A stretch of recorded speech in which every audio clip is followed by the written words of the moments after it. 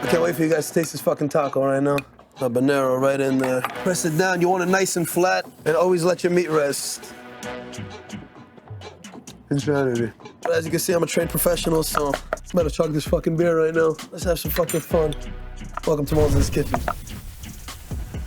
Yo, what's up, YouTube? Welcome to Cheffin with Moses, and today we're making my famous steak tacos. And of course, when I make my steak tacos, I use grass-fed, grass-finished beef, the healthiest type of beef that you can have. And I'm doing it with a dry-aged ribeye, because why not? What's so special about my steak tacos compared to everyone else's steak tacos? So first of all, of course, I like to use high-end ingredients, organic ingredients. I don't use no seed oils. I use grass-fed, grass-finished beef. And we make it sweet and spicy, of course. We gotta keep it spicy for the fans, if you know what I'm saying. All right, we're gonna start my steak taco right now. We're gonna do a nice, sweet and spicy pico de gallo. But of course, I use some habanero, some of the spiciest peppers in the world. But they have a nice fruitiness in them too. And some organic pineapple. And I'm gonna show you guys the recipe right now. First, some gorgeous cherry tomatoes, some sweet cherry tomatoes. I'm gonna chop these up, put them inside. I like to put dill and cilantro in there too. You get a nice, sweet Vidalia onion in there. And as I said before, the habanero and the pineapple, which make the pico de gallo very special, and you get that sweet and spicy factor in there. My passion for cooking, it actually started very early. Shout out my mom, I used to help my mom a lot. And when I was playing fucking PS2 as a kid, she would call me up to help her cooking, because I used to drive her nuts while I was playing video games. And actually I moved to Israel in 9th grade with my mom. It was just me and her alone. And my mom used to be working, and I would come home after school every single day, and I'd be cooking every single day, and that's where my passion really came from. Yeah, I used to make ktitzot. For those who know ktitzot, it's like the Israeli meatballs, which are the best shits ever. I'm gonna show you guys the recipe on that soon. We're just slicing these up. I like to cut them in half twice. One's down the center, and one's in the middle. And that makes perfect bite-sized pieces for your pico. And again, my favorite is to use organic cherry tomatoes. You get the sweetness and the beautiful, nice, red, vibrant. It makes the salad look, makes the pico de gallo look really thick and sexy. We got our cherry tomatoes into the bowl. Next thing, I know it's not traditional to put in your pico de gallo some dill, but I had some dill in there. Dill's actually my favorite herb, and it gives it a different touch. I gotta show off some of my knife skills to you guys, no? You guys are looking, you guys saying, what the fuck is Monster Jeweler doing behind the kitchen counter? And you guys didn't know, this was my dream when I was younger, was actually to be a chef. If I wasn't gonna be a jeweler, I would have been a chef. And it feels kind of good right now to be in front of a camera to show you guys my creativity in the kitchen. You know, I always say the kitchen for me is like the most therapeutic place because it allows me to be me. You know, I get to create, and I love to say there's no rules in the kitchen. You know, of course, it's important to stay clean, but other than that, there's no rules. You can put whatever the hell you want. You can break rules over here, and if it's delicious, that's all that freaking matters. You know, I like Matty Matheson. I don't know if you guys know him. Matty Matheson is the fucking man. He's the freaking man. Action Bronson, you're a legend too. That steak sandwich that he made, that's one of my fucking favorite YouTube videos. Shout out Bobby Flay. That's a friend of mine. We follow each other. We spoke a couple times. Hopefully I get you on the show one time, Bobby. Maybe I'll beat you, beat Bobby Flay. But he's the fucking man. Gordon Ramsay's a freaking legend. So what I put right now, I put cherry tomatoes. I got organic dill, organic cilantro. Very important, Vidalia onion. This is a sweet onion. It's a sweet white onion, and it's freaking delicious. This helps to add on to some of the sweetness. It's not that like bitter onion taste that you normally get.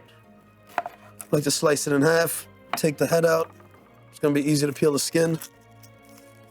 And I made this recipe back actually in COVID times.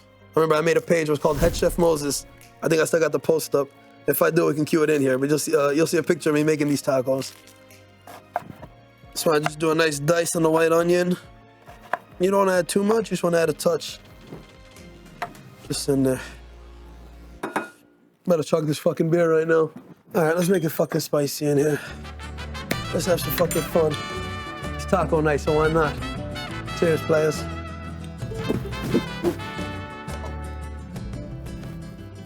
Salud. All right, we got tomatoes, dill, cilantro, onion, my favorite, the fucking habanero. And again, for those who can't handle the spice, put very little of this. But you know me, I like to keep it spicy, so I put a lot of this. But I dice it up nice and thin. Also be careful while handling this, because one time I touched myself down there and I was burning all night. I was in fucking pain, so be very careful. If you could, use some gloves too. But But as you can see, I'm a trained professional, so welcome to Moses' Kitchen. Habanero right in there. And the final ingredient, some beautiful piña. And again, I look for that nice dark yellow. That means they're nice and sweet and nice and delicious. I think it's very different feelings because with cooking, it's like, it's one meal and then like the people kind of forget about it like the day after. And with a custom piece, it's something that lasts for a while. It's not like a piece of food where you just eat and it's done. So I think with jewelry, it is a little more special because you know it's something that lasts with them forever. But if you do make a memorable freaking meal, that's something that lasts forever also. So there is a good comparison between them, but there's a reason I chose jeweler over a chef at the end of the day. And it pays a little bit better too. Okay, we got here, boom, mill olive oil, organic, extra virgin, delicious. This has a little bit of fruitiness in there too, just a touch. I'm gonna take some lime, a little bit of lime zest. Like, I know olive oil in your pico de gallo isn't so traditional, but I do like some of that fat in there. It kind of brings everything together. Boom, lime, salt, some black pep. There's your sweet and spicy pico de gallo. You put this on any taco or anything, it's the most delicious shit you'll ever have in your freaking life. I can't wait for you guys to taste this fucking taco right now. It's gonna be fucking insane. Next, I'm gonna do right now a green sauce, which I'm actually gonna do. I started up, I wanna char up this jalapeno. It's the biggest jalapeno I've ever seen in my life, but I'm gonna char this up right now. I'm gonna leave this over the fire. I'm gonna grab some cilantro. My famous pesta de morte. I bought this in Jerusalem maybe like 7 years back. My famous baby over here. You know, it's good sometimes when you mash it up, you put some salt in there, it helps to break it down. You know, while I do this, I'm gonna actually preheat my stainless steel pan to cook the steak. Again, one important thing is when you cook steak, you wanna make sure your pan is extremely freaking hot.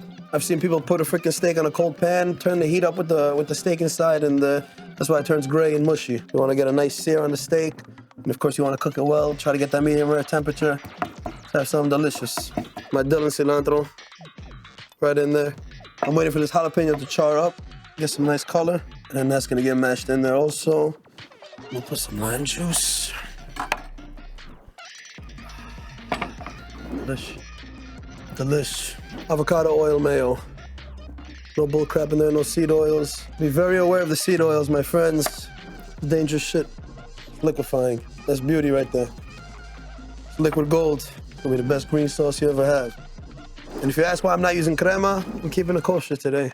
I'm not mixing the meat and the dairy. Keeping it nice and kosher. I'm just using the charred part from the center. Take that right here. Just take some of that charredness. Nice and soft. And that's perfect. So we got so far, we got cilantro, dill, some lemon juice, and some charred jalapeno. So I'll mash up in there also. And again, it's very simple, you know? People, they try to freaking complicate cooking and stuff like that. Just be creative, have fun, use high-end ingredients, enjoy the fucking flavor, people. I'll put some of this mayo in there, and boom. There's your base. A little bit of heat, a little bit of deliciousness right there.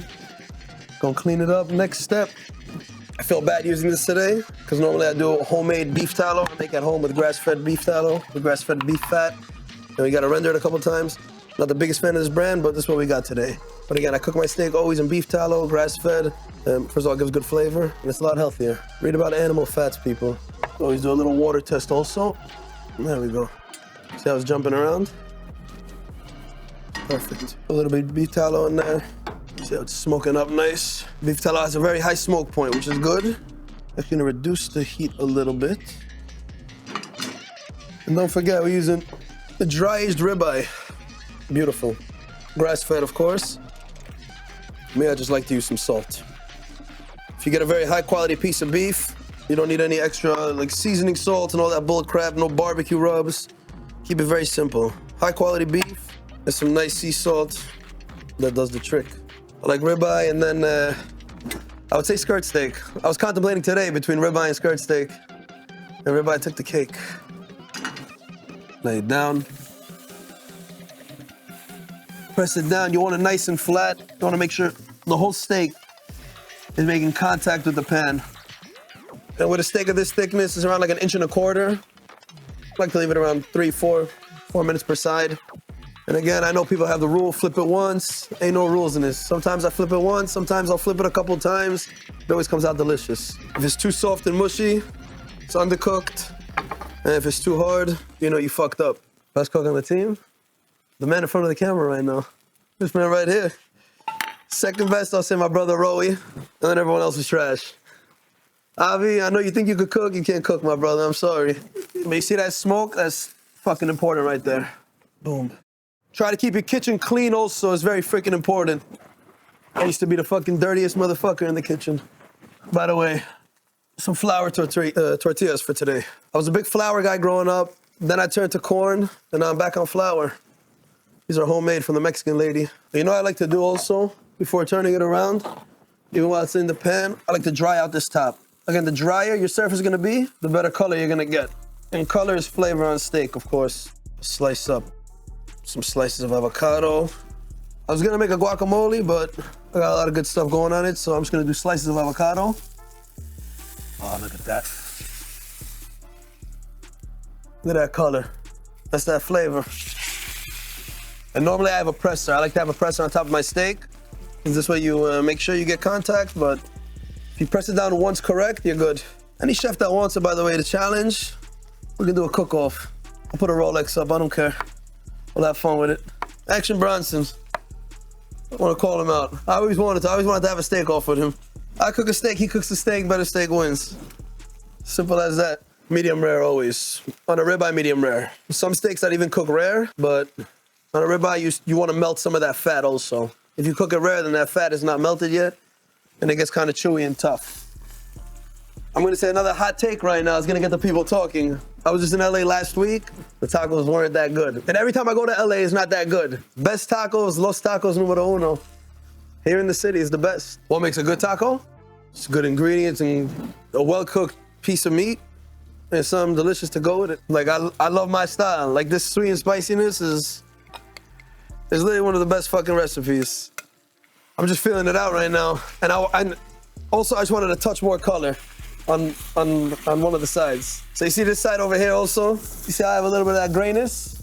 I'm gonna flip it back on that just to seal that, and then I'm taking it off. And always let your meat rest. You got to. If you cut it out right now, the juices are gonna be bleeding, and you're gonna have a tough piece of steak. I wish I had my air rack. Normally I have a little air rack. I put the steak on top. This way, everything kind of flows beautifully. It rests beautifully. There we go. That's a crust, people. Let it rest. We're gonna let that sit right now for 5 minutes. While I let it rest, I clean up a little bit. These I'm gonna heat up like 30 to 45 seconds before cutting. Again, preparation is key in the kitchen, people. I feel like Rachel Ray right now. I feel like a damn chef. All of this took me around like 12 to 15 minutes to do right now. So if you have a group of friends come over, you can make this up. You can satisfy everybody and it's gonna get the people talking.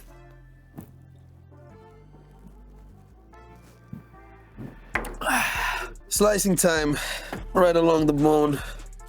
And there that is, a beauty.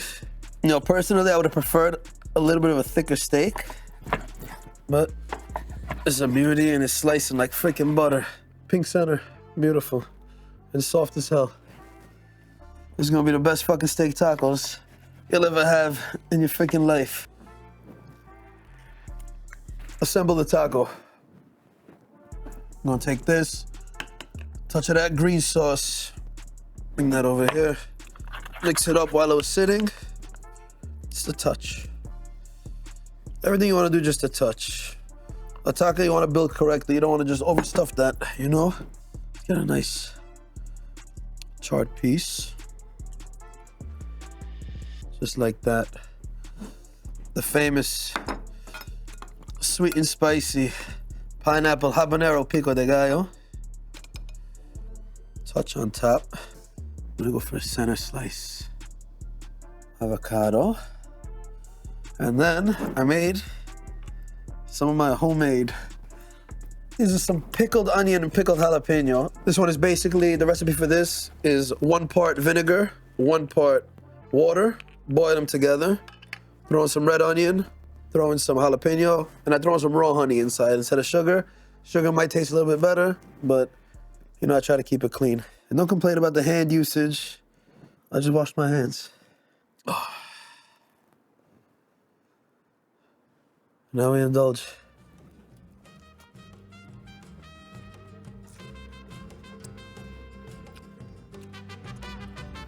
Insanity. Insanity. Literally fucking 12 out of 10. Just grab a beauty. Is it good? So I'm going for this one. That shit was looking alright too. I ain't gonna lie to you. I'm drinking this right here. Cheers, guys. You know what they say? Mazal. Mazal. Enjoy that whole eating and shit.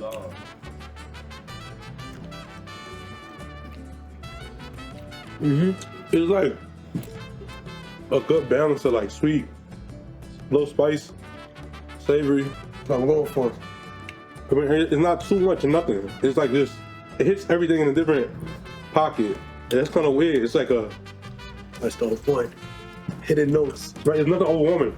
It's harmonizing. Yeah. Thank you. Yeah. That's what we go for. That's what we went for, players. You know, my grandma used to say, it's a good thing if they're not speaking while they're eating. That means that they're too busy enjoying it. While they're chowing down on my tacos, first of all, the biggest gift in cooking is seeing other people enjoy your food. It's the biggest fucking gift. And enjoy the moment, people. You got one life. Live it happy. Be creative. Episode 2 incoming. What should I cook next? Comment down below. Peace.